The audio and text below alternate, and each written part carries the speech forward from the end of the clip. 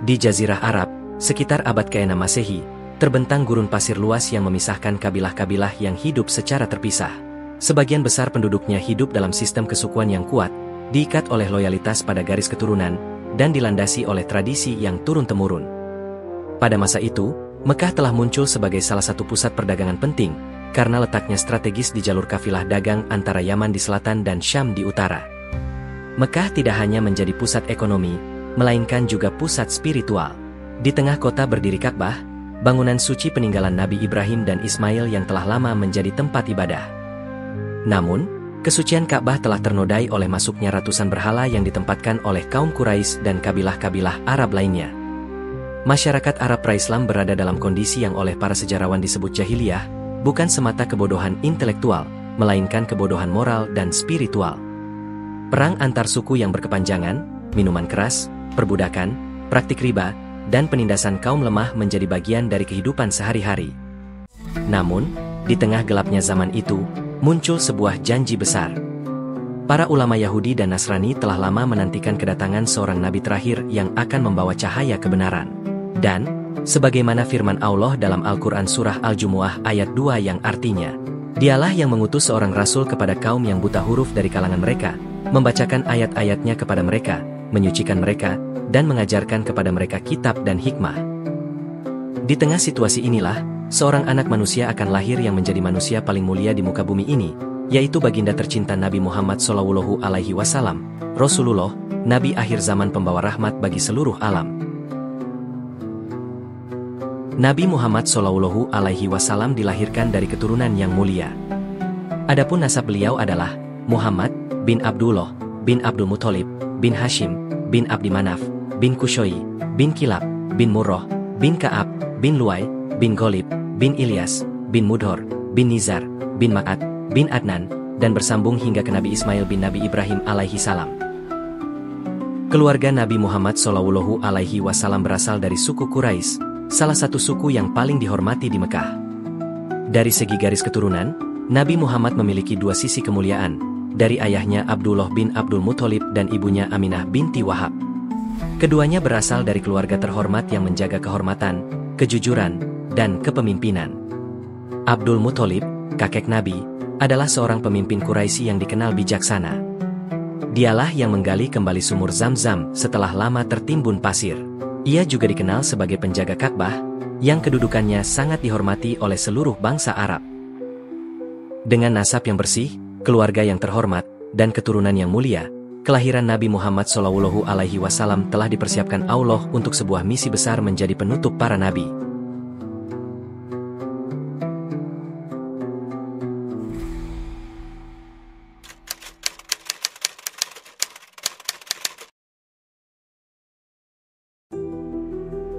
Pada saat menggali sumur Zam-Zam, Abdul Muthalib hanya ditemani oleh satu anak laki-lakinya, Haris. Ia merasa kesulitan karena tak memiliki cukup keturunan untuk membantunya dan menghadapi tekanan masyarakat kaum Quraisy yang memusuhi niat sucinya. Dalam kesedihan dan kesendirian itu, ia mengangkat tangannya ke langit dan berdoa dengan sungguh-sungguh. Ya Allah, jika Engkau berkenan memberiku 10 anak laki-laki yang tumbuh dewasa dan sanggup membelaku, niscaya salah satu dari mereka akan aku persembahkan untukmu, disembelih di sisi Ka'bah. Nazar itu menjadi janji suci yang melekat dalam hatinya. Waktu berlalu, dan Allah Subhanahu wa Ta'ala mengaruniai Abdul Muthalib 10 anak laki-laki, yang semuanya tumbuh besar, sehat, dan kuat, termasuk Abdullah, putra kesayangannya. Setelah melihat nazarnya terpenuhi, Abdul Muthalib merasa wajib untuk menepati janjinya. Ia mengumpulkan ke-10 putranya, menjelaskan nazarnya, lalu mengajak mereka ke tempat persembahan berhala di dekat Ka'bah. Di sana, mereka melakukan undian dengan menggunakan anak panah. Nama-nama ke-10 anak ditulis pada anak-anak panah tersebut. Abdul Muthalib berdoa, lalu menarik anak panah untuk menentukan siapa yang akan dikorbankan. Anak panah ditarik, dan yang keluar adalah nama Abdullah. Abdul Muthalib terkejut dan sangat sedih. Abdullah adalah putra kesayangannya, yang memiliki wajah paling rupawan dan paling dicintai olehnya. Namun, ia adalah seorang yang teguh memegang janji. Dengan hati yang berat, ia membawa Abdullah ke tempat penyembelihan. Melihat niat Abdul Muthalib, suku Quraisy gempar. Abdullah adalah sosok yang sangat dicintai oleh seluruh kaum Quraisy. Kerabat-kerabatnya, terutama paman-pamannya, dan bahkan para wanita suku Quraisy yang menangis histeris, memohon kepada Abdul Muthalib agar membatalkan niatnya. Abdul Muthalib bingung, ia tak ingin melanggar janjinya, tetapi juga tidak tega mengorbankan putranya. Banyak yang menolak tindakan itu dan meminta agar mencari solusi alternatif. Akhirnya, mereka menemui seorang dukun wanita dari Bani Sa'ad yang dikenal bijak dan diberikanlah saran untuk melakukan undian lagi. Saran itu adalah, Abdullah dan 10 ekor unta diletakkan di samping satu sama lain. Mereka akan melakukan undian dengan panah. Jika yang keluar nama Abdullah, maka jumlah unta akan ditambah 10, begitu seterusnya. Jika yang keluar nama unta, maka undian dihentikan, dan unta-unta tersebut disembelih sebagai ganti nyawa Abdullah. Abdul Muthalib pun setuju. Undian pertama dilakukan, anak panah keluar menunjuk nama Abdullah. Jumlah unta ditambah dan menjadi 20. Undian pun dilakukan lagi, dan anak panah keluar lagi menunjuk nama Abdullah. Jumlah unta ditambah terus, hingga mencapai 100 ekor unta. Barulah pada undian selanjutnya, panah keluar menunjuk nama unta. Abdul Muthalib dan seluruh orang yang menyaksikan merasa sangat lega. Sebagai tanda syukur dan penebusan janji, 100 ekor unta itu disembelih. Sebagian dagingnya diberikan kepada fakir miskin, dan sebagiannya lagi dinikmati oleh orang-orang Makkah. Setelah peristiwa ini, nyawa Abdullah ditebus dengan 100 ekor unta, dan sejak saat itu, tradisi tebusan nyawa dengan 100 unta menjadi sebuah kebiasaan di kalangan suku Quraisy. Dari semua putranya, Abdullah adalah yang paling disayangi Abdul Muthalib. Ia tampan, rendah hati, dan penuh dengan adab. Kecintaannya pada Abdullah semakin kuat setelah ia lolos dari nazar penyembelihan dengan ditebus oleh 100 ekor unta. Saat Abdullah mencapai usia cukup dewasa, Abdul Muthalib mencarikannya pasangan yang sesuai. Ia memilih Aminah binti Wahab, seorang wanita mulia dari Bani Zuhroh, keturunan langsung dari Kinanah. Pernikahan Abdullah dan Aminah berlangsung dalam suasana yang sangat hikmat dan penuh berkah. Tak lama setelah pernikahan, Aminah pun mengandung, dan dalam rahimnya tumbuhlah cahaya kenabian, yaitu baginda tercinta Nabi Muhammad SAW. Beberapa bulan setelah menikah, Abdullah melakukan perjalanan dagang ke Syam. Dalam perjalanan pulang, ia sakit di Yasrib dan wafat di sana.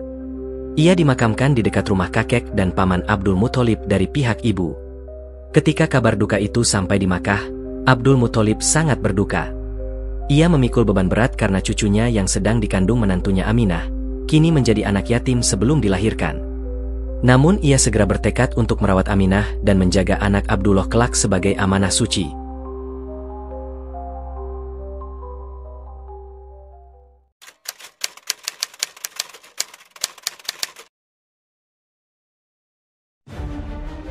Sekitar 2 bulan sebelum kelahiran Nabi Muhammad SAW, terjadi peristiwa besar, yaitu penyerangan Raja Abrahah al-Asram dengan pasukan bergajah untuk menghancurkan Ka'bah. Abrahah al-Asram adalah seorang gubernur Kristen yang memerintah Yaman yang saat itu merupakan wilayah kerajaan Aksum Habasyah yang sekarang merupakan wilayah Ethiopia pada abad ke-6 Masehi. Abrahah iri dengan kemuliaan dan kekayaan kota Makkah yang terus bertambah. Ia melihat bagaimana seluruh kabilah Arab datang setiap tahun untuk beribadah dan berdagang di sekitar Ka'bah, sebuah bangunan suci yang telah dihormati selama ribuan tahun. Abrahah berambisi untuk mengalihkan semua perhatian dan kekayaan itu ke kota Yaman. Untuk mewujudkan mimpinya, ia membangun sebuah gereja megah dan indah di ibu kota Yaman, San'a. Gereja itu diberi nama Al-Qulais, yang dibuat dengan arsitektur menawan dan dihiasi emas. Abrahah lalu mengumumkan bahwa ia telah membangun sebuah Ka'bah baru dan memerintahkan seluruh suku Arab untuk melakukan ibadah haji ke gereja itu, bukan lagi ke Makkah. Keputusan Abrahah itu tidak diterima oleh kaum Arab yang sangat menjunjung tinggi Ka'bah. Sebagai bentuk protes, seorang pria dari suku Quraisy di Makkah datang ke Yaman.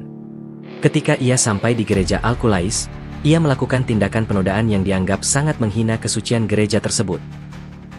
Ketika Abrahah mendengar kabar ini, ia sangat murka. Ia bersumpah akan membalas dendam dengan menghancurkan Ka'bah di Makkah hingga rata dengan tanah. Ia ingin menunjukkan kepada seluruh bangsa Arab bahwa tidak ada kekuatan yang bisa menandingi dirinya dan kekuasaannya. Abraha segera mempersiapkan pasukan besar. Ia mengumpulkan tentara yang kuat dan terlatih, lengkap dengan persenjataan canggih pada masa itu. Yang paling menakutkan dari pasukan ini adalah kehadiran seekor gajah perang raksasa bernama Mahmud. Gajah ini merupakan binatang yang belum pernah dilihat oleh sebagian besar orang Arab, dan kehadirannya menjadi simbol kekuatan tak terbantahkan. Ada juga riwayat yang menyebutkan bahwa pasukan Abraha memiliki total 8 atau bahkan 12 gajah. Pasukan besar ini mulai bergerak perlahan dari Yaman menuju Makkah.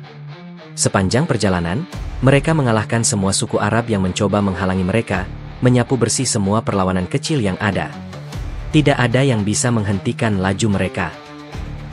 Ketika sampai di sebuah tempat bernama Al-Mughommas, yang terletak di pinggir kota Makkah, Abraha memerintahkan pasukannya untuk berhenti dan menjarah harta benda penduduk Makkah. Mereka berhasil merampas ternak, termasuk 200 ekor unta milik Abdul Muthalib, kakek dari Nabi Muhammad SAW dan pemimpin suku Quraisy. Ketika penduduk Makkah mendengar kabar kedatangan pasukan raksasa itu, mereka panik. Mereka tahu tidak ada kekuatan untuk melawan pasukan sebesar itu. Banyak dari mereka mulai melarikan diri ke bukit-bukit di sekitar Makkah untuk menyelamatkan diri. Sementara itu, Abdul Muthalib, sebagai pemimpin, dengan gagah berani menemui Abraha. Ketika ia tiba di kemah Abraha, ia disambut dengan hormat. Abraha merasa kagum dengan kepribadian Abdul Muthalib yang berwibawa. Abraha pun bertanya, "Apa tujuanmu datang ke sini?" Abdul Muthalib dengan tenang menjawab, "Aku datang untuk meminta 200 untaku yang telah dirampas oleh pasukanmu." Jawaban itu membuat Abraha terkejut. Ia berkata, "Aku tadinya sangat mengagumimu, tetapi sekarang aku heran denganmu. Aku datang untuk menghancurkan rumah suci yang menjadi kehormatan bagi nenek moyangmu, tetapi engkau justru datang hanya untuk meminta untamu." Disinilah Abdul Muthalib mengucapkan kalimat yang sangat terkenal dan penuh keyakinan. "Aku adalah pemilik unta-unta ini. Adapun Ka'bah, ia memiliki pemiliknya sendiri yang akan melindunginya." Abraha dengan sombongnya menjawab, "Ia tidak akan bisa menghalangiku." Abdul Muthalib kemudian meninggalkan Abraha, kembali ke Makkah, dan memerintahkan penduduk untuk mengungsi ke bukit-bukit. Ia dan beberapa tokoh lainnya pergi ke Ka'bah. Di sana, ia memegang pintu Ka'bah dan berdoa kepada Allah Subhanahu wa Ta'ala agar melindungi rumahnya dari kehancuran.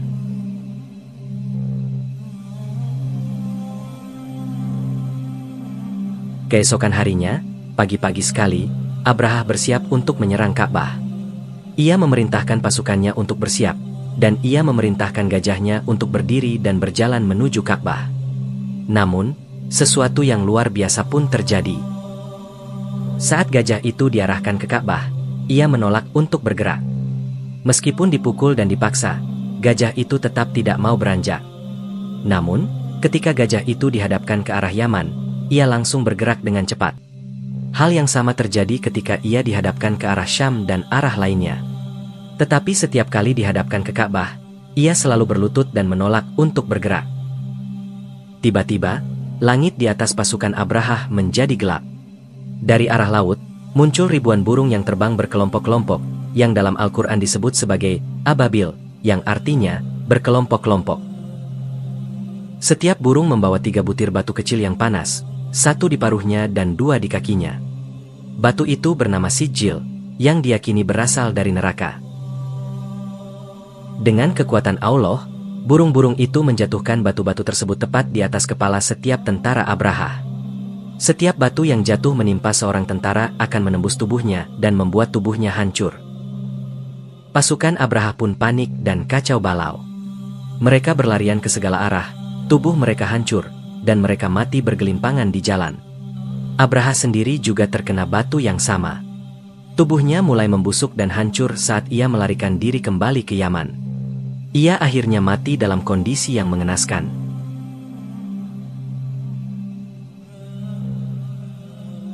Peristiwa Tahun Gajah bukanlah sekadar catatan sejarah biasa, melainkan sebuah mukjizat ilahi yang penuh dengan makna mendalam dan hikmah yang relevan hingga saat ini.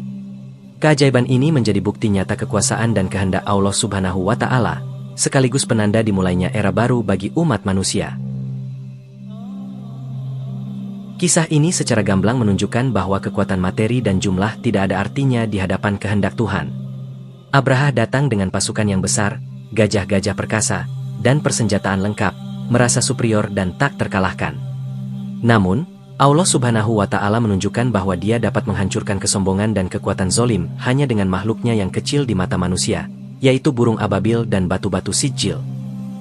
Ini adalah pelajaran abadi bahwa Ka'bah, sebagai rumah sucinya, berada dalam perlindungan langsung Allah Subhanahu wa Ta'ala. Tidak ada satupun kekuatan di bumi yang dapat menyentuh atau menghancurkannya tanpa izinnya. Salah satu hikmah terbesar dari tahun gajah adalah penyucian Mekah dan Ka'bah dari niat jahat sebelum kelahiran Nabi Muhammad Shallallahu Alaihi Wasallam. Seolah-olah Allah Subhanahu wa Ta'ala menyiapkan panggung yang bersih dan aman bagi Nabi terakhirnya. Kelahiran Nabi Muhammad Shallallahu Alaihi Wasallam pada tahun yang sama, atau tak lama setelah peristiwa ini bukanlah kebetulan semata. Ini adalah isyarat ilahi bahwa beliau adalah rahmat bagi semesta alam, rahmatan lil alamin, yang akan membawa cahaya kebenaran dan menghancurkan kebatilan. Peristiwa ini juga menandai kekuatan spiritual dan kehormatan yang akan dimiliki Mekah dan Ka'bah di masa depan sebagai pusat peradaban Islam. Allah Subhanahu wa Ta'ala ingin menunjukkan kepada dunia bahwa dari tanah ini akan bangkit pemimpin agung yang akan mengubah sejarah manusia.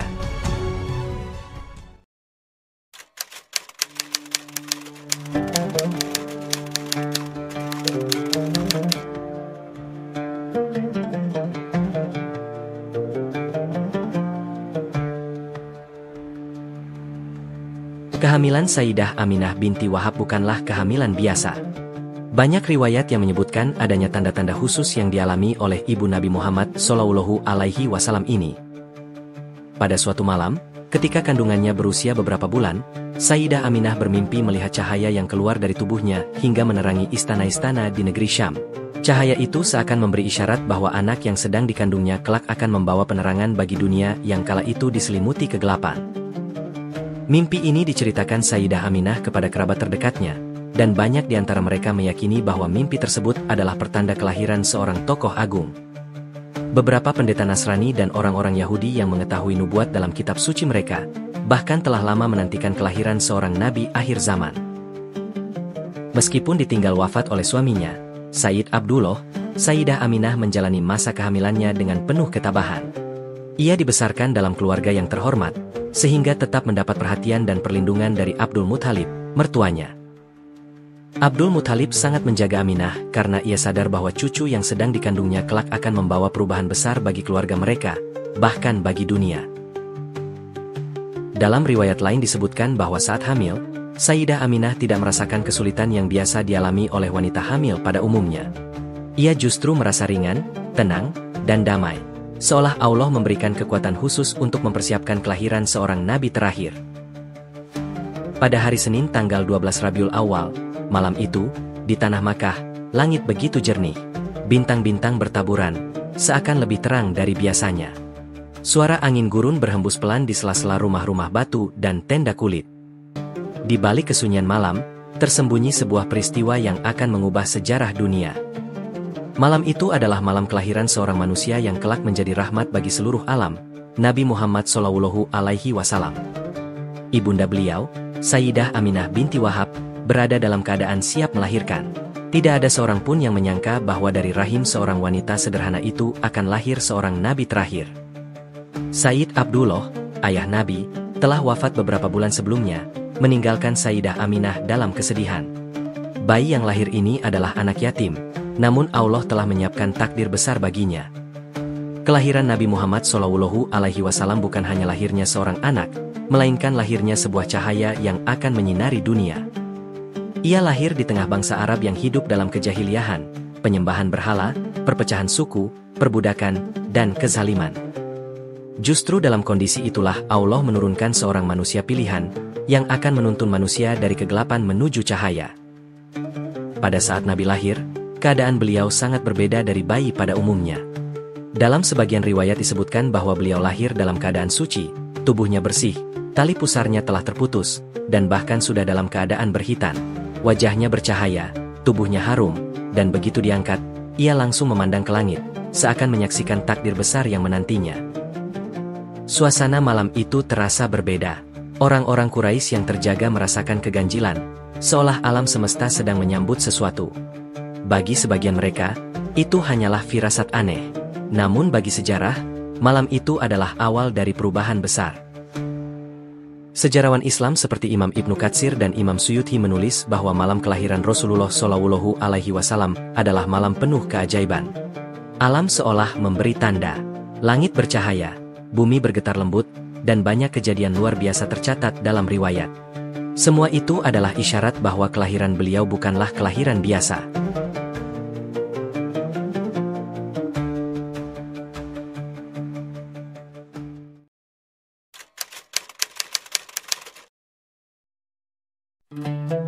Kelahiran Nabi Muhammad Shallallahu Alaihi Wasallam tidak sekadar melahirkan seorang bayi, tetapi juga membawa tanda-tanda yang menggetarkan hati para saksi sejarah. Salah satu kisah yang paling masyhur adalah cahaya yang tampak memancar ketika beliau lahir. Ibunda beliau, Sayyidah Aminah, menuturkan bahwa saat Nabi lahir, ia melihat cahaya terang yang menyinari hingga ke negeri Syam. Riwayat ini disebutkan oleh Ibnu Ishaq dalam Sirah Nabawiyah. Para ulama berbeda pendapat mengenai makna cahaya tersebut. Ada yang menafsirkan secara lahiriah, bahwa benar-benar ada sinar terang yang terlihat pada malam itu. Ada pula yang menafsirkannya secara simbolik, yaitu cahaya petunjuk yang kelak akan menyebar dari Jazirah Arab hingga ke negeri Syam dan sekitarnya. Mengapa Syam? Syam, yang meliputi wilayah Palestina, Suriah, Yordania, dan Lebanon saat ini, pada masa itu merupakan pusat peradaban besar. Di sana berdiri Kekaisaran Bizantium yang kuat, dan banyak nabi sebelumnya yang diutus Allah juga pernah tinggal atau berjuang di wilayah itu, seperti Nabi Ibrahim, Nabi Daud, Nabi Sulaiman, hingga Nabi Isa alaihi salam. Dengan cahaya yang menuju Syam, Allah seakan memberi tanda bahwa risalah Muhammad Shallallahu Alaihi Wasallam akan sampai ke negeri para nabi terdahulu. Dan memang benar, pada masa Khalifah Umar bin Khattab radhiyallahu anhu, Islam menaklukkan Syam dan menjadikannya pusat ilmu serta peradaban Islam. Sesungguhnya tanda cahaya kenabian itu sudah terlihat jauh sebelum kelahiran beliau. Dalam beberapa riwayat disebutkan, ketika Abdul Muthalib, kakek Nabi, mencarikan jodoh untuk putranya Sayyid Abdullah, banyak wanita Quraisy yang berharap bisa menikah dengannya. Mengapa? Karena dari wajah Sayyid Abdullah terpancar cahaya istimewa, cahaya kenabian yang akan berpindah ke dalam rahim Sayyidah Aminah. Dan benar, setelah menikah dengan Sayyidah Aminah, cahaya itu berpindah kepadanya. Hal ini menjadi pertanda bahwa janin dalam kandungan Sayyidah Aminah bukanlah janin biasa, melainkan calon nabi terakhir. Cahaya kelahiran Nabi Muhammad Shallallahu Alaihi Wasallam adalah simbol bahwa beliau datang untuk menghapus kegelapan. Pada masa jahiliyah, manusia hidup dalam kegelapan, menyembah berhala, memperbudak sesama, membunuh anak perempuan, serta menindas kaum lemah. Lalu Allah mengutus Nabi Muhammad Shallallahu Alaihi Wasallam sebagai cahaya petunjuk. Allah menegaskan dalam Al-Quran Surah Al-Maidah ayat 15. Qad ja'akum minallahi nurun wa kitabun mubin. Yang artinya, sungguh, telah datang kepadamu cahaya dari Allah, dan kitab yang jelas. Para mufasir menjelaskan bahwa, cahaya, dalam ayat ini merujuk pada Nabi Muhammad Shallallahu Alaihi Wasallam, sedangkan kitab adalah Al-Quran. Maka, sejak awal kelahiran beliau, cahaya itu sudah tampak dan menjadi pertanda akan hadirnya risalah yang mengeluarkan manusia dari kegelapan menuju cahaya.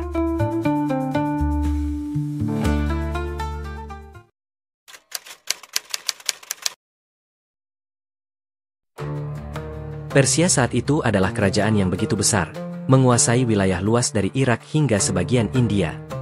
Istana Kisra dibangun megah dengan menara-menara tinggi menjulang, menjadi simbol kebanggaan bangsa Persia sekaligus tanda supremasi politik mereka atas bangsa-bangsa lain. Namun, di malam yang sama ketika Nabi Muhammad Shallallahu Alaihi Wasallam lahir di Makkah, Istana Kisra mengalami peristiwa yang mencengangkan. Menurut riwayat yang disampaikan oleh Ibnu Ishaq dan Al-Baihaqi, 14 menara Istana Kisra runtuh dengan sendirinya. Tidak ada gempa besar yang mengguncang Persia saat itu, tidak pula ada peperangan yang menghancurkan bangunan. Semua terjadi secara tiba-tiba, tanpa sebab lahiriah yang jelas. Para ahli nujum dan penasihat kerajaan segera dipanggil oleh Kisra. Mereka berusaha menafsirkan arti keruntuhan ini.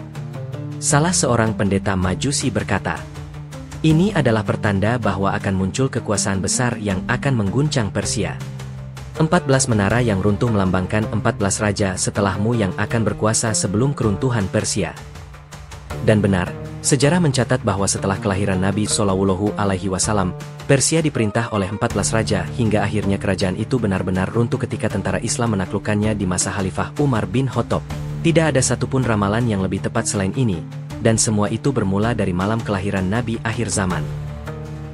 Kisah ini makin kuat dengan riwayat yang menyebutkan bahwa setelah peristiwa itu, Kisra mengutus utusan ke Arab untuk mencari tahu tentang tanda-tanda yang baru saja terjadi. Ia mendengar kabar tentang kelahiran seorang bayi di Makkah. Walau tidak semua detail sampai ke telinganya, kegelisahan itu tidak pernah hilang.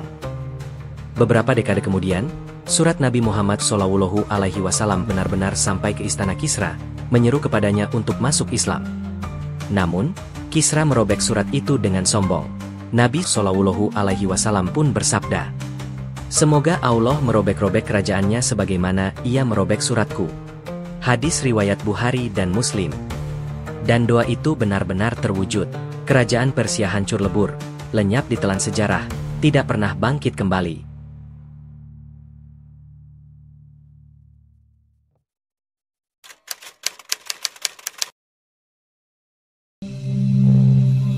Di negeri Persia, selain megahnya istana Kisra, ada pula satu tradisi agama yang menjadi kebanggaan mereka, penyembahan api.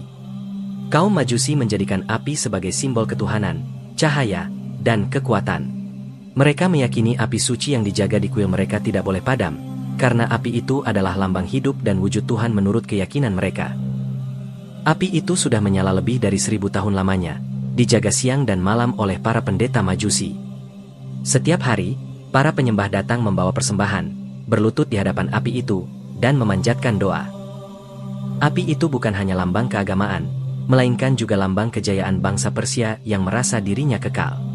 Namun, pada malam kelahiran Nabi Muhammad Shallallahu Alaihi Wasallam, sesuatu yang mengejutkan terjadi. Api abadi itu tiba-tiba padam. Tidak ada hujan deras, tidak ada badai besar, dan tidak ada alasan ilmiah yang jelas.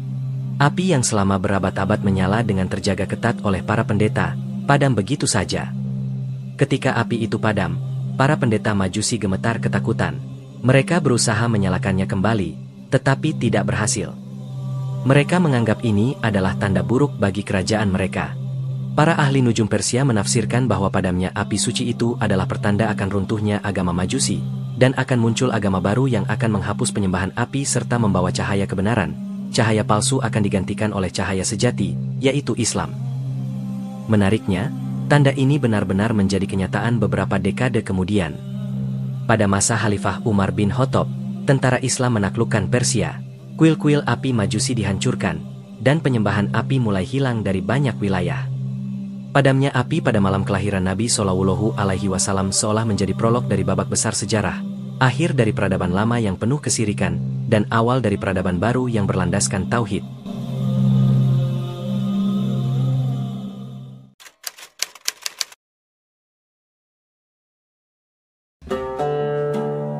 Di Persia, selain istana megah Kisra dan api abadi Majusi, ada sebuah tempat yang menjadi kebanggaan masyarakat, yaitu Danau Sawah. Danau ini terletak di wilayah yang kini termasuk Iran, dan dikenal luas karena luas, indah, dan airnya yang tidak pernah surut. Airnya jernih, memantulkan cahaya matahari, dan menjadi sumber kehidupan bagi penduduk sekitar. Orang-orang Persia percaya bahwa Danau Sawah memiliki kekuatan mistis. Mereka menganggapnya sebagai lambang keberkahan, bahkan sebagian di antara mereka mengaitkannya dengan perlindungan para dewa. Maka tidak heran jika danau itu dihormati, dijadikan tempat perayaan, dan dianggap sebagai salah satu simbol keagungan negeri Persia. Namun, pada malam kelahiran Nabi Muhammad Shallallahu Alaihi Wasallam, sesuatu yang mengejutkan terjadi. Menurut riwayat yang ditulis oleh sejarawan Muslim seperti Ibnu Ishaq dan Al-Baihaqi, air Danau Sawah tiba-tiba meluap, lalu surut hingga mengering. Dalam waktu singkat, danau yang selama berabad-abad menjadi kebanggaan Persia itu lenyap. Kejadian ini membuat heboh. Orang-orang berbondong-bondong mendatangi danau yang sudah lama mereka kenal. Sebagian menangis, sebagian lagi kebingungan. Para pendeta Majusi dan penasihat Kisra segera dipanggil untuk menjelaskan apa arti dari peristiwa tersebut. Salah seorang dari mereka berkata, Ini adalah tanda bahwa kejayaan negeri kita akan hilang, sebagaimana lenyapnya danau ini. Akan muncul kekuasaan baru yang menggantikan kita. Mendengar penjelasan itu, Kisra semakin gelisah. Ia baru saja mendengar kabar runtuhnya menara istana, padamnya api abadi, dan kini danau keramat pun hilang. Seolah seluruh simbol kebesaran Persia runtuh satu demi satu. Danau sawah yang menjadi sumber kehidupan bagi banyak orang mengering begitu saja, tanpa sebab alami yang jelas. Hal ini adalah peringatan bahwa kehidupan yang sesungguhnya bukan bergantung pada air duniawi, melainkan pada cahaya petunjuk Allah. Beberapa dekade setelah peristiwa ini, Persia benar-benar hancur. Tentara Islam di bawah pimpinan Said bin Abi Waqqas menaklukkan Persia dalam perang Qadisiyah dan Nahawan. Negeri yang dulunya megah dan disimbolkan dengan danau sawah, akhirnya runtuh di hadapan pasukan kecil yang dipimpin oleh kaum muslimin. Sejarawan Islam menafsirkan bahwa keringnya danau sawah adalah isyarat awal runtuhnya kekuatan Persia. Alam semesta memberi tanda bahwa ada peradaban baru yang sedang lahir di Makkah, yang kelak akan mengguncang tatanan dunia.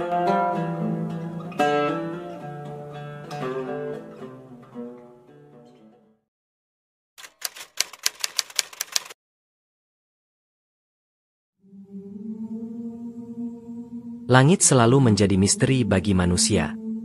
Malam hari, orang-orang di berbagai penjuru dunia terbiasa menatap gugusan bintang, mencari petunjuk arah, atau menjadikannya tanda musim. Tetapi pada malam kelahiran Nabi Muhammad SAW, langit tidak tampak biasa. Ada fenomena kosmik yang membuat para ahli perbintangan, rahib Yahudi, dan pendeta Nasrani terperanjat.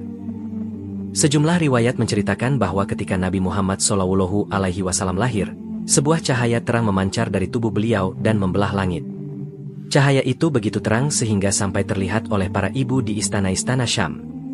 Ibunda Nabi, Sayyidah Aminah, sendiri bersaksi bahwa cahaya itu keluar dari dirinya ketika melahirkan, seakan menembus cakrawala.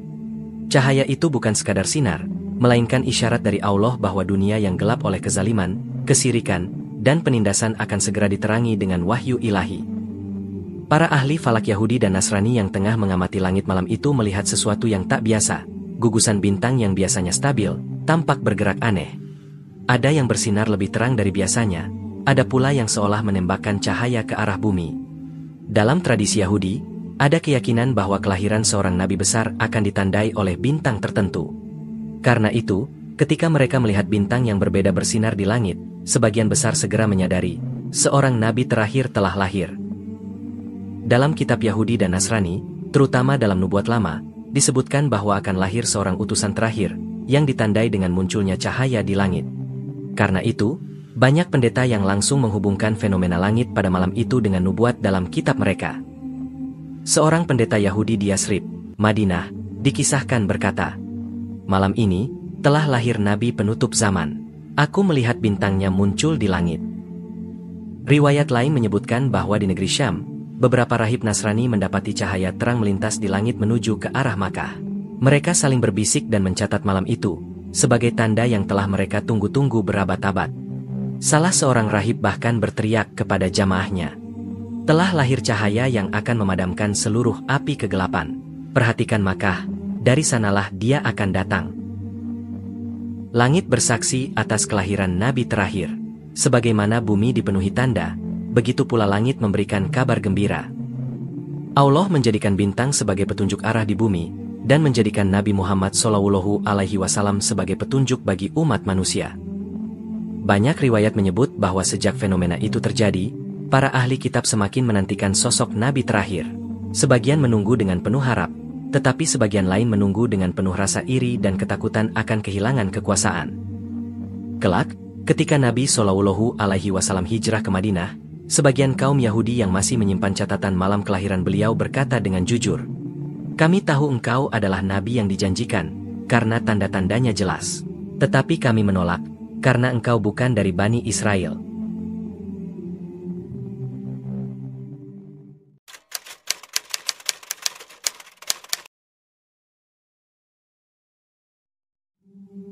Kelahiran Nabi Muhammad SAW bukan hanya disambut oleh manusia, tetapi juga oleh makhluk langit. Malaikat yang selama ini menanti detik-detik kelahiran beliau turun menyebarkan kabar gembira. Dalam beberapa riwayat disebutkan, ketika Nabi SAW lahir, bumi dipenuhi dengan cahaya yang membuat malaikat bersujud memuji Allah.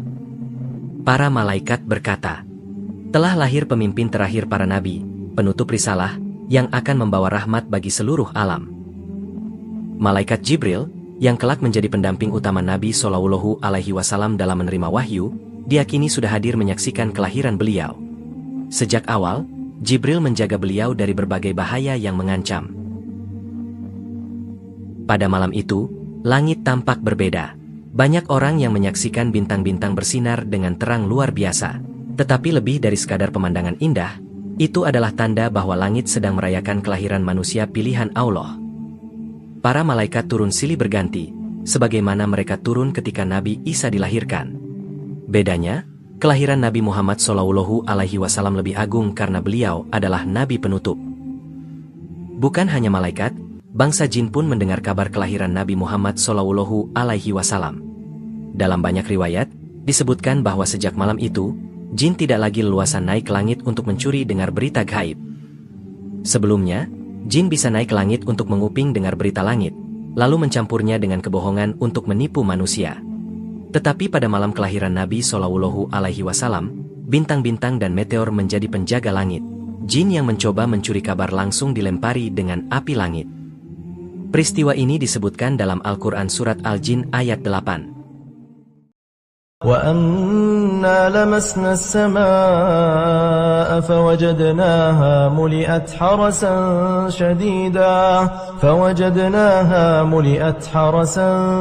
شَدِيدًا وَشُهُبًا.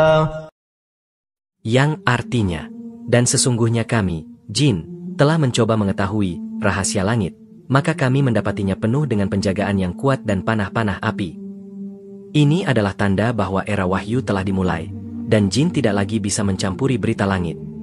Beberapa jin yang jujur menyadari bahwa kelahiran Nabi Muhammad Shallallahu Alaihi Wasallam adalah awal dari kebangkitan kebenaran. Mereka menanti masa ketika Nabi akan diutus secara resmi, dan kelak mereka menjadi golongan jin pertama yang beriman setelah mendengarkan bacaan Al-Quran dari lisan Nabi Shallallahu Alaihi Wasallam di lembah Nahlah. Dalam Al-Quran Surat Al-Jin ayat 1-2, mereka berkata, Inna sami'na Qur'anan 'ajaba yahdi ila ar-rusydi fa'amanna bih. Yang artinya, kami mendengar bacaan yang menakjubkan, yang memberi petunjuk kepada kebenaran, maka kami beriman kepadanya. Dengan demikian, kelahiran Nabi Muhammad Shallallahu Alaihi Wasallam adalah peristiwa kosmik yang melibatkan seluruh alam, bumi, langit, malaikat, dan bahkan jin. Alam gaib pun berguncang menyambut datangnya sang penutup para nabi.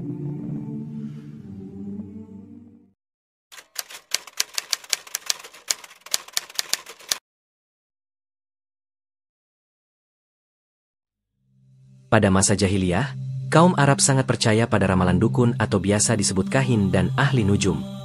Mereka dianggap bisa membaca tanda-tanda alam, mendengar bisikan jin, bahkan mengetahui masa depan.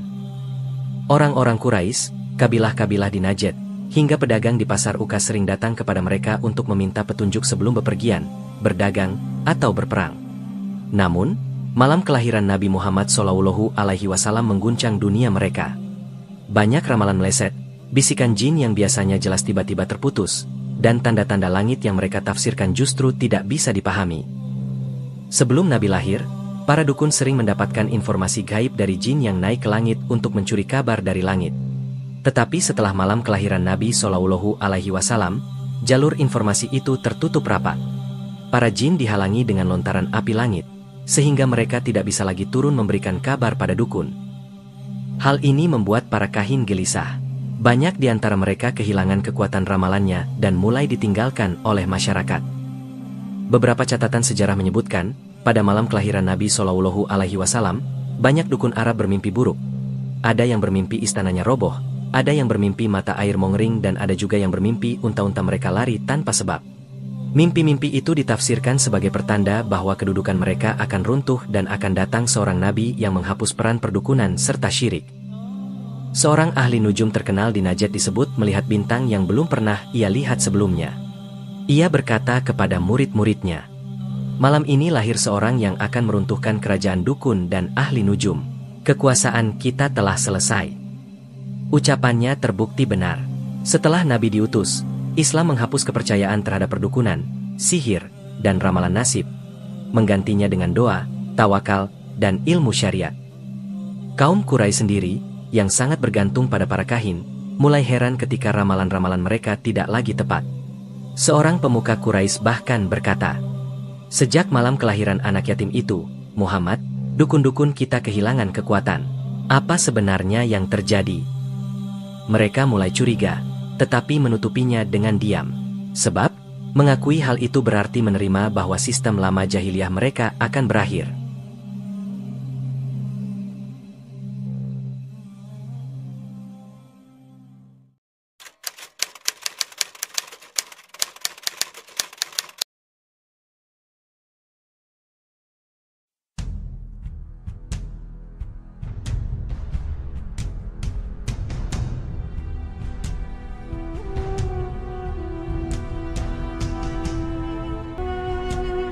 Sejak zaman Nabi Ibrahim dan Nabi Ismail, Ka'bah adalah rumah suci untuk menyembah Allah yang Maha Esa. Tetapi berabad-abad kemudian, kaum Quraisy dan kabilah-kabilah Arab justru memenuhi Ka'bah dengan berhala-berhala. Sejarawan menyebut ada lebih dari 360 berhala yang diletakkan di sekitar Ka'bah. Ada patung Hubal, Lata, Uzza, Manat, dan berbagai simbol kesirikan lain. Orang-orang Quraisy sangat bangga dengan itu, dan Ka'bah menjadi pusat perdagangan sekaligus pusat penyembahan berhala terbesar di Jazirah Arab. Namun pada malam kelahiran Nabi Muhammad SAW, Ka'bah seakan tidak lagi sanggup menanggung beban kesirikan itu. Riwayat dari Ibnu Ishaq dan penulis sejarah lainnya menyebutkan bahwa sejumlah berhala di dalam dan di sekitar Ka'bah roboh dengan sendirinya. Tidak ada gempa, tidak ada badai, tetapi berhala-berhala itu jatuh berantakan. Ada yang patah tangannya, ada yang hancur kepalanya, dan ada pula yang terjerembab ke tanah. Kaum Quraisy yang menjaga Ka'bah kala itu terkejut, bahkan ketakutan. Salah seorang penjaga berkata, "Belum pernah kami melihat berhala jatuh tanpa disentuh manusia. Ini pasti pertanda besar." Peristiwa robohnya berhala-berhala itu bukanlah kebetulan. Ia adalah tanda dari Allah bahwa kelahiran Nabi Muhammad SAW akan membawa misi untuk menghancurkan kesirikan dan mengembalikan Ka'bah pada fungsinya semula, rumah ibadah hanya kepada Allah. Berhala-berhala yang runtuh itu menjadi simbol bahwa ajaran Tauhid akan menggantikan penyembahan berhala. Meskipun orang-orang Quraisy sangat fanatik pada berhala, mereka tidak bisa menutupi rasa takut ketika melihat kejadian itu. Mereka bertanya-tanya, mengapa berhala jatuh pada malam yang sama ketika seorang bayi lahir dari Bani Hashim? Apakah ini pertanda dewa-dewa mereka murka? Ataukah memang akan datang agama baru yang menggantikan keyakinan mereka? Sebagian besar Quraisy mencoba menutup-nutupi dan melupakan kejadian itu, tetapi kabar itu tetap menyebar dari mulut ke mulut. Peristiwa ini seakan menjadi ramalan tentang apa yang akan terjadi 40 tahun kemudian. Saat Nabi Muhammad SAW berhasil menaklukkan Makkah, beliau masuk ke Ka'bah dan menghancurkan seluruh berhala dengan tangannya sambil membaca Quran Surat Al-Isra ayat 81. وَقُلْ جَاءَ الْحَقُّ وَزَهَقَ الْبَاطِلُ إِنَّ الْبَاطِلَ كَانَ زَهُوقًا. Kebenaran telah datang, dan yang batil telah lenyap. Sesungguhnya yang batil itu pasti lenyap. Maka, runtuhnya berhala-berhala pada malam kelahiran beliau adalah isyarat awal dari kehancuran sistem jahiliyah yang berabad-abad menguasai Arab. Malam itu, bukan hanya Persia yang gemetar, bukan hanya Yasrib yang gelisah. Bahkan di jantung Makkah, tepat di pusat Ka'bah, Allah telah menurunkan tanda, berhala-berhala yang diagungkan runtuh, seolah menyambut kelahiran Nabi terakhir yang akan menghapus kesirikan dari muka bumi.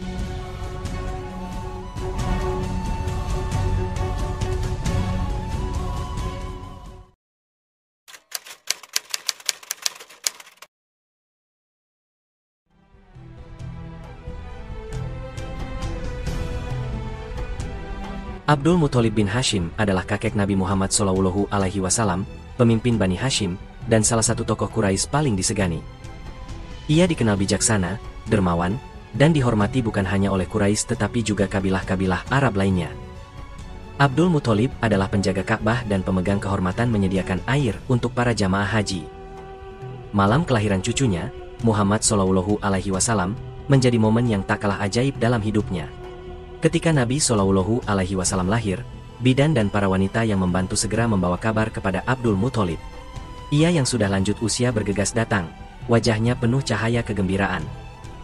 Riwayat menyebutkan, ketika melihat bayi mungil itu, Abdul Muthalib meneteskan air mata dan berkata lirih, "Anak ini kelak akan memiliki kedudukan besar." Ia kemudian menggendong Nabi Shallallahu Alaihi Wasallam, membawanya ke Ka'bah, lalu berdoa dengan penuh hikmat. Di hadapan Ka'bah, ia bersyukur kepada Allah karena telah dikaruniai cucu yang begitu istimewa. Abdul Muthalib kemudian mengadakan syukuran besar. Ia menyembelih unta dan mengundang orang-orang Quraisy untuk makan bersama. Saat itu ia memperkenalkan cucunya dengan nama yang belum pernah dipakai orang Arab sebelumnya. Muhammad, yang artinya, yang banyak dipuji. Orang-orang Quraisy bertanya heran, "Mengapa engkau menamai bayi ini dengan nama yang asing?" Abdul Muthalib menjawab, "Aku berharap ia akan dipuji di langit dan di bumi." Jawaban itu seakan ilham, karena kelak benar-benar Nabi Muhammad Shallallahu Alaihi Wasallam dipuji oleh manusia di seluruh penjuru bumi, dan namanya selalu bergandengan dengan nama Allah dalam azan, sholat, dan doa. Ibunda Nabi, Sayyidah Aminah, juga merasakan kebahagiaan bercampur haru.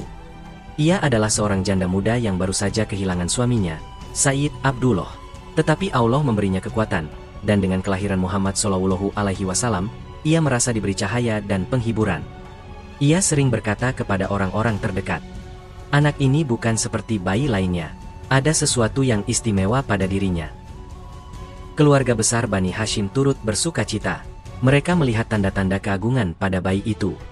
Para wanita Bani Hashim saling berbisik tentang cahaya yang keluar dari Sayyidah Aminah, sementara kaum laki-laki memuji ketampanan sang bayi sejak kecil. Di kalangan Quraisy, berita tentang bayi Muhammad menyebar cepat. Sebagian merasa kagum, sebagian lainnya tidak terlalu peduli. Tetapi Bani Hashim merasakan bahwa lahirnya Muhammad adalah karunia besar bagi mereka. Malam itu, bukan hanya langit dan bumi yang memberi tanda. Di rumah kecil tempat Nabi Shallallahu Alaihi Wasallam lahir, ada air mata kebahagiaan, doa, dan syukur dari kakek dan ibunda tercinta. Suasana itu menandai awal perjalanan seorang manusia agung yang kelak akan mengguncang dunia.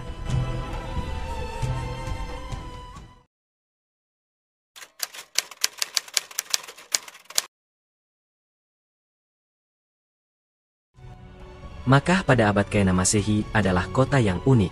Ia tidak subur, tidak punya banyak sumber air, tetapi menjadi pusat pertemuan kabilah Arab. Sebab utamanya adalah Ka'bah, rumah suci yang dianggap sakral oleh seluruh jazirah Arab. Kaum Quraisy mengelola Ka'bah sekaligus perdagangan, sehingga mereka menjadi kelompok paling berpengaruh. Tokoh-tokoh Quraisy sangat menjaga status sosial mereka. Segala peristiwa yang berkaitan dengan Ka'bah atau hal-hal luar biasa pasti menjadi bahan pembicaraan hangat. Maka tidak heran, ketika lahir seorang bayi dari keluarga Bani Hashim dengan berbagai tanda aneh dan kabar ajaib, maka segera ramai membicarakannya.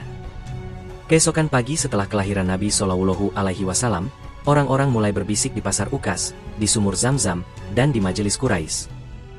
"Kalian tahu, tadi malam, Aminah melahirkan seorang bayi. Katanya keluar cahaya dari tubuhnya. Aku dengar berhala-berhala di Ka'bah roboh sendiri. Apa itu ada hubungannya?"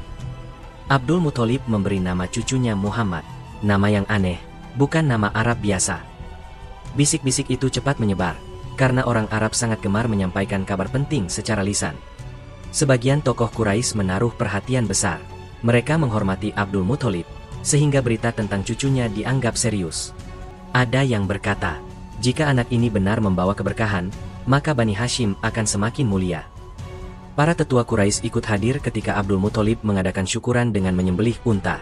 Mereka makan bersama dan menatap bayi Muhammad Shallallahu Alaihi Wasallam dengan penuh rasa ingin tahu. Namun, tidak semua menyambut gembira. Beberapa tokoh Quraisy yang memiliki ambisi kekuasaan merasa cemas. Mereka khawatir, jika anak ini benar-benar menjadi pemimpin besar, maka kekuasaan mereka akan terancam. Riwayat menyebutkan bahwa salah satu tokoh Quraisy sempat bergumam, Bani Hashim sudah punya kehormatan memberi minum jamaah haji. Jika sekarang mereka mendapat seorang anak yang istimewa, apalagi yang akan tersisa untuk kita? Ucapan itu menandakan rasa iri yang kelak akan berkembang menjadi permusuhan, terutama ketika Nabi Muhammad Shallallahu Alaihi Wasallam mulai berdakwah. Kabar kelahiran Muhammad Shallallahu Alaihi Wasallam semakin kuat karena bertepatan dengan tanda-tanda aneh di langit dan di negeri-negeri jauh. Berhala-berhala di Ka'bah runtuh, api majusi di Persia padam, danau sawah kering, bintang-bintang bergerak aneh. Meskipun Quraisy bukan ahli kitab, mereka tahu bahwa tanda-tanda itu tidak biasa. Maka, kelahiran Muhammad semakin menjadi bahan perbincangan serius. Karena Ka'bah adalah pusat keyakinan mereka, banyak yang mengaitkan robohnya berhala dengan kelahiran Muhammad. Ada yang menganggap itu pertanda buruk, tetapi ada juga yang menganggapnya sebagai pertanda besar yang akan mengubah masa depan Ka'bah. Salah seorang Quraisy berkata, "Mungkin bayi ini akan punya hubungan besar dengan Ka'bah. Kita lihat saja nanti." Ucapan itu ternyata benar, sebab 40 tahun kemudian, Nabi Muhammad SAW memimpin pembersihan Ka'bah dari semua berhala. Malam kelahiran Nabi Muhammad SAW bukan hanya menjadi peristiwa keluarga, tetapi juga peristiwa sosial. Di Makkah, semua orang membicarakannya dengan rasa takjub, penasaran, atau justru cemas.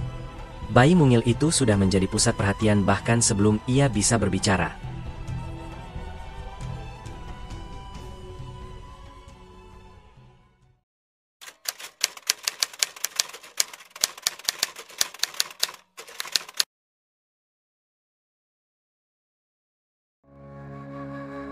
Dalam tradisi Yahudi, nubuat tentang seorang nabi yang akan datang setelah Musa sudah dikenal sejak lama. Kitab Ulangan, Deuteronomi, pasal 18 ayat 18 mencatat janji Allah kepada Bani Israel. Seorang nabi akan kubangkitkan bagi mereka dari antara saudara mereka, seperti engkau ini, aku akan menaruh firmanku dalam mulutnya, dan ia akan mengatakan kepada mereka segala yang kuperintahkan kepadanya. Ulama tafsir memahami kalimat, dari antara saudara mereka, sebagai menunjuk kepada keturunan Nabi Ismail, saudara dari Nabi Ishak. Dan dari keturunan Nabi Ismail inilah lahir Nabi Muhammad SAW. Nubuat itu menjadi salah satu bukti kuat bahwa kedatangan beliau memang sudah digariskan sejak zaman Taurat. Selain Taurat, Injil juga menyimpan kabar tentang Nabi Muhammad SAW. Dalam Injil Yohanes pasal 14 ayat 16, Nabi Isa alaihissalam berkata, "Aku akan minta kepada Bapa, dan ia akan memberikan kepadamu seorang penolong yang lain, supaya ia menyertai kamu selama-lamanya." Dalam bahasa Yunani kuno, kata yang digunakan adalah paraklet. Sebagian menafsirkan sebagai penghibur atau penolong, tetapi sebagian besar ulama muslim meyakini bahwa kata itu menunjuk kepada Ahmad, sebagaimana disebutkan dalam Quran Surat Asy-Syaff ayat 6. وَمُبَشِّرًا بِرَسُولٍ يَأْتِي مِن بَعْدِ اسْمُهُ أَحْمَدُ. Dan memberi kabar gembira dengan seorang rasul yang akan datang setelahku, yang namanya Ahmad. Dengan demikian, Nabi Isa sendiri sudah mengabarkan kepada kaumnya tentang kedatangan Nabi Muhammad SAW. Riwayat menyebutkan bahwa beberapa pendeta dan rahib Yahudi menyimpan teks-teks tua yang jelas menggambarkan kedatangan seorang nabi di tanah Arab. Namun, banyak dari mereka menyembunyikan kabar itu demi menjaga kedudukan dan pengaruh. Dalam Quran Surat Al-Baqarah ayat 146, Al-Quran sendiri mengecam sikap ini. الذين آتيناهم الكتاب يعرفونه كما يعرفون أبناءهم وإن فريقا منهم ليكتمون الحق وهم يعلمون. Orang-orang yang telah kami beri kitab, mereka mengenalnya, Muhammad, sebagaimana mereka mengenal anak-anak mereka sendiri. Tetapi segolongan dari mereka menyembunyikan kebenaran, padahal mereka mengetahui. Ayat ini menunjukkan bahwa tanda-tanda kenabian Muhammad SAW sebenarnya sangat jelas dalam kitab suci sebelumnya. Maka, ketika Nabi Muhammad SAW lahir, sebagian ahli kitab langsung sadar bahwa janji Allah telah tiba. Mereka berkata, "Inilah Nabi yang ditunggu-tunggu. Inilah dia yang disebut dalam Taurat dan Injil." Walaupun banyak yang ingkar karena kesombongan, ada pula yang beriman dengan tulus. Di antaranya adalah Abdullah bin Salam, seorang rabi Yahudi di Madinah, yang masuk Islam karena mengenali sifat-sifat kenabian Nabi Muhammad SAW sesuai kitab suci mereka. Dengan demikian, kelahiran Nabi Muhammad SAW sesungguhnya adalah jawaban dari nubuat yang sudah dijanjikan dalam Taurat dan Injil. Kitab-kitab suci itu seakan menjadi saksi bahwa di tanah gersang Makkah, lahirlah seorang nabi penutup yang akan membawa cahaya ke seluruh dunia.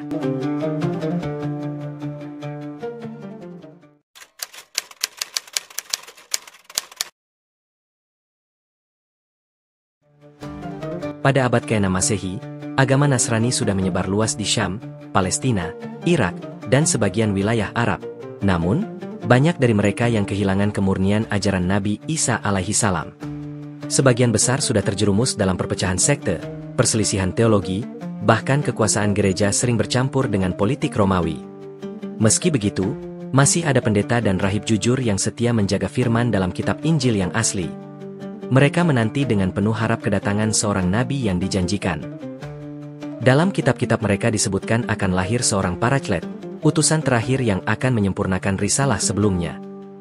Ketika tanda-tanda kelahiran Nabi Shallallahu Alaihi Wasallam muncul di Makkah, sejumlah rahib di wilayah Syam merasakan firasat yang kuat. Mereka berdoa siang dan malam agar dipanjangkan umur sehingga dapat menyaksikan sendiri Nabi terakhir itu. Ada riwayat yang menyebutkan bahwa seorang rahib bernama Bahira melihat cahaya besar di langit ke arah Hijaz. Ia berkata kepada murid-muridnya, "Sesungguhnya ini adalah cahaya kenabian. Hari ini lahir Nabi terakhir yang dijanjikan." Kabar itu tersebar dari biara ke biara, dari rahib ke rahib. Tetapi sebagian dari mereka memilih menyembunyikannya karena takut kepada penguasa Romawi atau karena takut kehilangan pengaruh. Dalam beberapa catatan sejarah, ada pendeta Nasrani di Irak yang melihat bintang terang pada malam kelahiran Nabi Shallallahu Alaihi Wasallam. Ia berkata kepada kaumnya, "Bintang ini tidak pernah muncul kecuali ketika seorang Nabi Agung lahir. Dan malam ini, Nabi terakhir telah datang." Firasat ini menggetarkan hati sebagian kecil umat Nasrani yang masih murni imannya. Mereka sadar, suatu saat nanti akan lahir seorang Nabi yang membawa risalah universal, melampaui batas suku dan bangsa. Sebagian kafilah Arab yang berdagang ke Syam mendengar kabar dari para rahib itu. Mereka pulang ke Hijaz sambil menceritakan. Ada pendeta yang mengatakan telah lahir Nabi di Makkah. Mereka melihat cahaya kenabian dari arah Ka'bah. Walaupun Quraisy tidak serta-merta percaya, kabar ini menjadi buah bibir di pasar Ukas dan pertemuan suku-suku. Para rahib, dengan doa dan air mata, menyadari, penutup para nabi telah lahir di tanah Arab.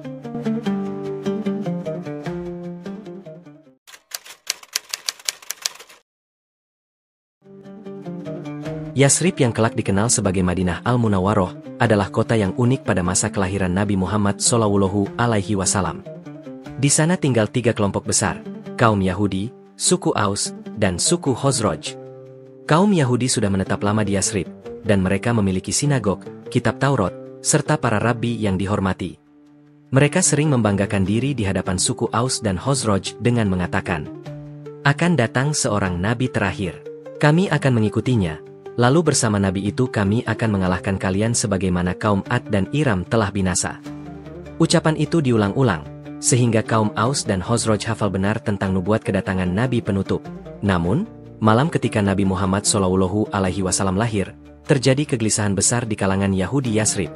Sebagaimana telah disebut sebelumnya, langit memperlihatkan tanda-tanda aneh. Di Yasrib, beberapa rabi Yahudi sedang memerhatikan langit. Mereka melihat bintang yang biasa mereka jadikan patokan nubuat muncul di arah Hijaz, Makkah. Seorang rabi yang sangat tua berdiri di depan kaumnya lalu berkata, "Malam ini, Nabi terakhir telah lahir. Bintang yang menjadi tandanya telah muncul.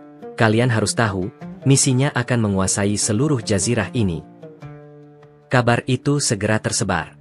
Orang-orang Yahudi menjadi cemas, karena mereka berharap Nabi itu lahir dari kalangan mereka sendiri, bukan dari bangsa Arab yang mereka anggap rendah. Dalam Taurat dan Injil yang masih asli, ada nubuat tentang seorang utusan terakhir. Di antaranya ciri-ciri itu adalah, ia akan lahir di tanah kering, bukan di negeri subur. Ia akan membawa agama yang lurus, menyembah Tuhan yang esa tanpa sekutu. Ia akan memimpin umat yang kuat dalam jihad dan ibadah. Rabi Yahudi di Yasrib mengenali ciri-ciri ini. Ketika mendengar tanda-tanda langit, mereka tahu bahwa nubuat itu telah nyata. Namun hati mereka bergejolak, antara menerima kebenaran atau menolak karena fanatisme kesukuan. Banyak Yahudi di Yasrib sebenarnya tidak mau mengakui secara terbuka bahwa Nabi terakhir lahir. Mereka khawatir, jika mengakuinya, maka kepemimpinan dan pengaruh mereka akan hilang. Tetapi jauh di lubuk hati, mereka tahu bahwa malam itu adalah malam istimewa. Kaum Aus dan Khazraj mendengar kegelisahan para rabi Yahudi itu. Mereka heran, sebab biasanya kaum Yahudi sangat sombong dengan nubuat tersebut, tetapi kali ini mereka justru terlihat takut. Sejak malam itu, sebagian orang Aus dan Khazraj menyimpan harapan. Jika benar Nabi itu datang, kami akan mengikutinya sebelum kaum Yahudi mendahului kami. Inilah yang kelak memudahkan mereka menerima Islam ketika Nabi Muhammad SAW hijrah ke Madinah, karena benih keyakinan itu sudah tumbuh sejak malam kelahiran beliau.